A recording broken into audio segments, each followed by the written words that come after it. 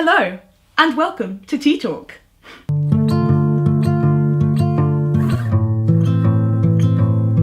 So, There's the tea. There's the tea, guys. So hi, this is the first ever episode of Tea Talk, which is where I collaborate with YouTubers who are interested in talking about mental health and what mental health means to them. So for my first guest for Tea Talk, I have AllaboutAlisha with me today, and today's topic is something that you see on my channel all the time, guys. It's about eating disorders. So yay! So as you know, I come from anorexia, so the side of that control, but you come from a different side of bulimia. Yes, exactly. It's incredible though how watching your videos I realized that there is so much to just be known and so much intersection in a way, if it makes sense. Yeah. Incredibly, one of the things that I was never presented with before, and I've been suffering from bulimia on and off since I was 16, so more than half my life now, because I'm 34, so it's 14 years. Oh No, No, sorry, it's 18 years. Oh my God! No. I mean, I'm not doing this for math, people. But yeah, that's how long it is. I sort of was in recovery for a while, but that's the thing. Where I come from, it's not, eating disorders are not taken seriously as mental health issues at all. So is it like Italy Yes, in general? In Italy, it's not. Not only it's not considered a thing that you get any support for. In general, there is not so much attention, fair enough, towards mental health in general. As a bad consequence of that, we don't take seriously anything that we can't see. Oh, that's really interesting for me, because I see it from the British perspective that yes, you do get help, but postcode lottery is a big thing that happens here.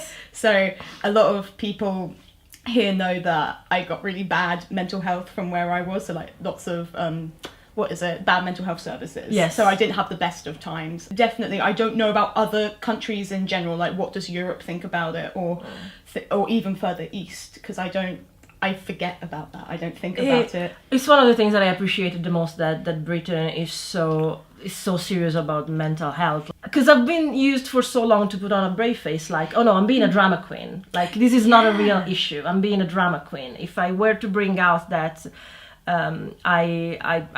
this is my coping mechanism, because that's another thing. Most people, even the mental health support that I've had here, apart from my IGP, which wasn't a specific, I don't think it was specialized in any kind of eating disorder or that kind of mental health. But apart from him, it was really understanding and listening. They have the misconception that in 99.9% of the cases, it has to do just with body image and food and weight loss or weight gain or whatever. And they would not conceive the possibility that is just my coping mechanism. It just so it's something that I realized with my husband. He comes from his own history of mental health, but he never had eating disorders. He had other kind of issues. And after we met, and despite my brave face being closer and closer to me, he realized that there was something off. And he realized, oh, that's your coping mechanism. So what you do when something gets really overwhelming, it's binge and purge, because that feels like it's something that you have control over. So I can get the serotonin and endorphins of the flavor of the food, and at the same time I can get rid of it and feel sort of light again when I don't want to feel anything else. I felt that in terms of the misconception that it's all about the weight. Yeah. So here in the UK, what I found, or what my parents found, was that to diagnose me was really difficult unless the doctor had come into contact with it, or if I was showing like physical signs, so if I'd lost a lot of weight from my eating disorder, then chances are I would get referred. But the problem with that, I find, is that the eating disorder is so like deeply entrenched in your brain that it's harder for you to recover. Oh yeah, it's again, it's the part of, it's what you mentioned in your video. There's a lot to do with the idea of control. So throughout most of my life, my idea was, yeah, I'm doing this by choice, but of course I can control it. And if it actually was an issue, I wouldn't do it, because I can stop whenever I want. And it was also my safe place. It was a safe place to be in if I knew that I could be this way. Because at some point, because it's your thing, you know how to handle it. You know how to or you think you know how to control it, and how, okay, worst comes to worst, I still know how to get to that place where then I know I'm happy. So whether, okay, you know what, in 3 days time, if I stop eating now, I'll get there. Or if I go through a ridiculous amount of sugar and whatever, and then I throw it up, I will have that feeling at the back of my throat, which is then at that point all right, because I feel that I've been cleansed or whatever. So it's that sense of worst comes to worst, I can provoke that. So that is an eye-opener for me, that you feel like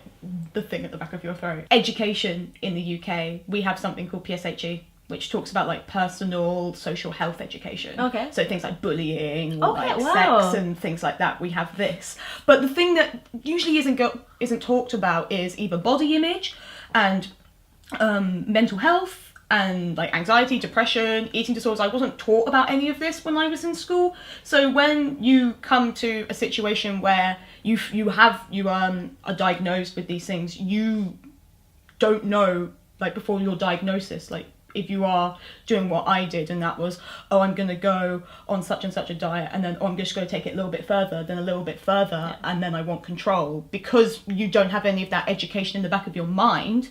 Not only that, but also that we are consistently told it's a stereotype that eating disorders are a thin white girl's disease as well, which Yeah. is such a pain, because I thought I was fat anyway, so, oh, it won't happen to me, and then chances are it did happen to me. And that it's so, because I wasn't taught in my education system, I didn't even know myself what was going on at all. that's the same. That's what I was referring to, as in they're not even considered illnesses in Italy. Like when I first encountered the whole thing about, oh, I'll eat and I'll just throw up because at least that focuses my attention, if it makes sense. That was the release of chemicals. There were a lot of reasons. Weight loss wasn't necessarily on my head at the time, weirdly enough.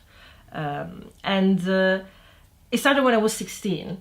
And it lasted for a couple of years at the time. In Italy, there's very little you can do worse than being fat for social life. I remember, again, when I was living in the student halls, I remember this discussion. It was also my first experience around with people, because I was homeschooled. So there was the first impact with people. So that was fair enough. That I must have been a bit weird myself for people to be around me. So I always thought that was the thing. And I remember my roommate at the time telling me that one of her friends, which I like, because she had friends around in the old student halls, I was like, oh, if I stick around with you, then maybe I can talk and be around them as well. And she just basically told me one day that one of her friends that was living on a different floor just told me, oh no, I could never be friends with someone like her. And the like her was that because I was overweight. No. And I was like, and again, it was something that was making me feeling bad, of course, but it wasn't something that surprised me at all, because it's something that I've gone through my entire life. Of course. Like, I remember from elementary school, I remember from middle school, then high school again, I did homeschooled, but I knew it's the general culture in Italy. We started having private TV in the 80s, and it all went. We have the thing that the regular kind of show, like, I don't know, Would I Lie to You or something like that.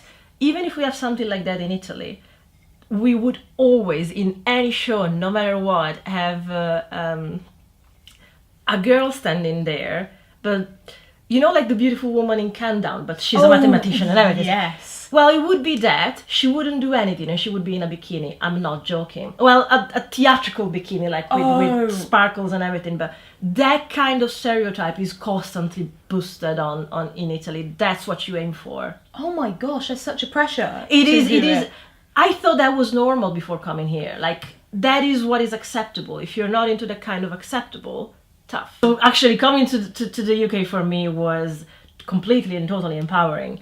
Then it was interesting to see that, well, actually, whether it's about weight or not, it's not that can eventually make you spiral into an eating disorder. But It's not. It's also the idea of people assume it's a diet gone wrong. So like the assumption that like eating disorders are either a diet or eating disorders are because you've gone on a diet and you've taken it too far and that you've gone down that route. But there is so much. Like there's other reasons as to why you've gone down that route. It's not a diet that's gone out of control. And when everybody goes in, oh no, you go on a diet, then you can go into an eating disorder where you restrict too much, then at some point you binge, and then you feel like purging. And if people that never had that grain in their head are told that just because they decide to go on a diet to lose a few pounds, that it's the crazy thing that always made me think, I don't think it's considered like that, but in a way, eating disorders are contagious in the way that if you've never thought about it, but you had somewhat the disposition, then you're given a practical way to get access to it, you fucking go there. You will go there. It's already in your brain. If you already believe it and you're acceptable or susceptible to anything that comes into contact with, like maybe the diet world or anything that other people are doing of their own volition, of their own, like then chances are that your brain is like, that's actually a pretty good idea and you should go down that route. Yeah, that's, what was that, 2015, I had a rebound. And that was mainly, at that point, it was just because it was the coping mechanism that I learned in my teen years. Bulimia was what I knew, so that's what I went back to. I never quite care enough anymore about food after my experience with bulimia. I was like, you know what, to a degree I was okay with, this is who I am, I've never been any thinner, this is clearly what I'm meant to be, that's fine. And to a degree, I really liked the fact that it gave me a natural way to select people, as in, with the experience of the guy in the street and so, oh no, I can't be friends with her, she's overweight. And I was, at the time, when I was 18, it was a bit hurtful getting to the understanding of, there's a lot of people that might never want to even deal with me because of that.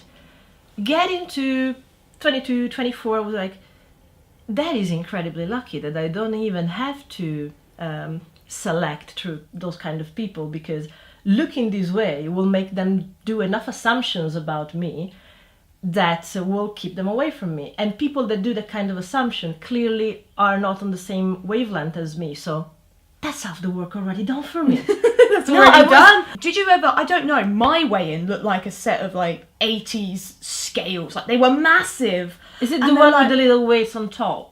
It's the one, like, it's grey, it's huge, and it has, like, the thing at the height at the top. Oh, God, yes. Yes. Because it looks like it's just come back from the 80s, like, we haven't changed in years, and they ask you to step on it, and then they get their calibrated 80s pocket scales out as they're looking at it. It used to fill me with dread.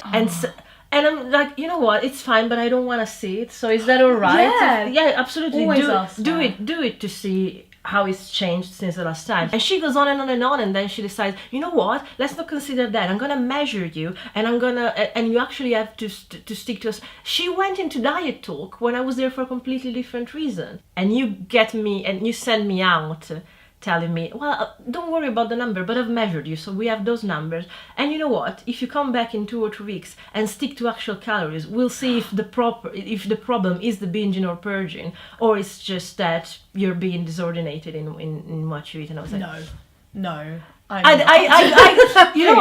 tried to argue up until half of the discussion, and I was like, this is not worth it. Let this just end as soon as possible.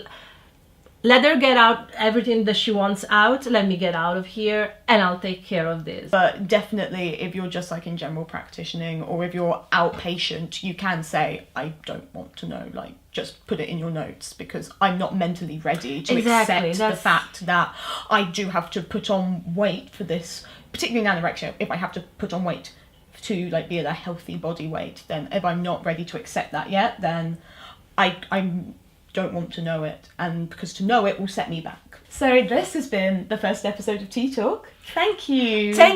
It's very liberating and empowering to talk about this kind of stuff. If you would like to follow the personal channel of Alicia, I will link hers down below. And I hope you enjoyed your tea. We let it sip, and we will see you in the next episode of Tea Talk. Bye!